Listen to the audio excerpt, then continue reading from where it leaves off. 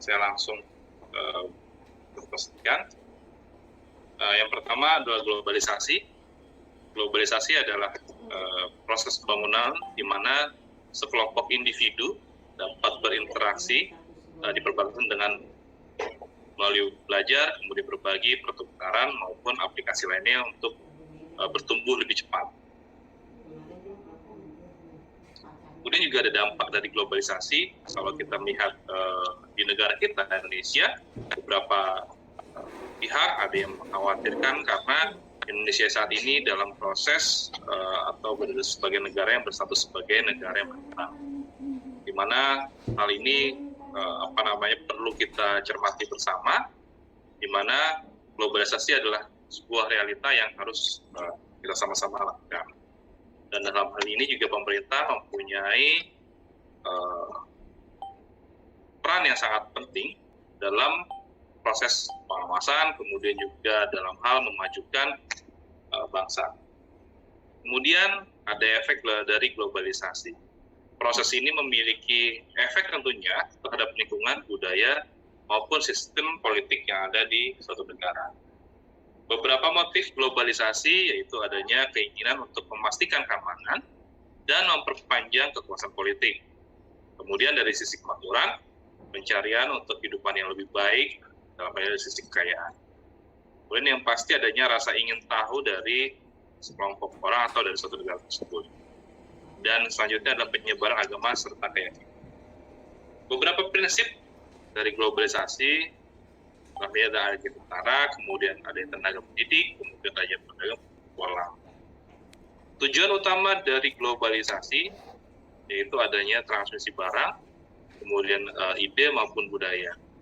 Selanjutnya adalah pertukaran kebudayaan, pertukaran kebutuhan berdasarkan sumber. Kemudian adanya diversifikasi budaya, membangun komunitas manusia global, adanya world trade integrasi, dan kebijakan di seluruh dunia, dan pengembangan teknologi. Kemudian ada beberapa dampak dari globalisasi. Yang pertama,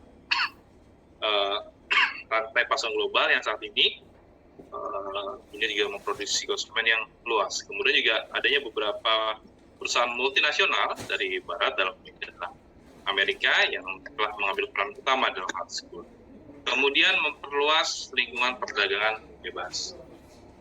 Dampak global selanjutnya adalah mengirimkan ide demokrasi dalam hal ini adalah dan hak-hak asasi manusia di seluruh bangsa. Kemudian adanya ekonomi dari rakyat. Selanjutnya dari sisi industri, munculnya pasar produksi di seluruh dunia dan akses yang lebih luas untuk berbagai produksi asing bagi konsumen dan perusahaan. Kemudian dari sisi keuangan, yang munculnya pasar keuangan di seluruh dunia dan akses yang baik. Dari sisi ekologikal, munculnya tantangan lingkungan global yang tidak dapat diselesaikan tanpa adanya kerjasama dari pihak nasional. Di sisi ekonomi, realisasi pasar global. Dampak global selanjutnya dari sisi politik adalah penciptaan sebuah pemerintahan dunia yang mengatur hubungan antar negara maupun negara-negara lain. Dari sisi budaya, pertumbuhan kontak lintas budaya munculnya adalah kategori baru seperti globalisasi. Kemudian mengenai dampak globalisasi selanjutnya adalah di sisi sosial, meningkatnya sirkulasi dari orang suku bangsa yang pembatasan yang lebih sedikit.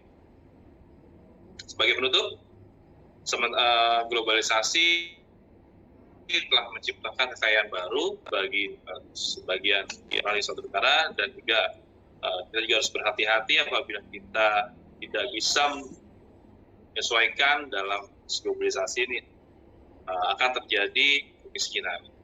Kemudian dari sisi penurunan tingkat kemiskinan juga tetap kita harus membantu masyarakat dalam hal akses listrik, kemudian ke air yang pasti. Demikian presentasi dari saya. Terima kasih. Selamat sore.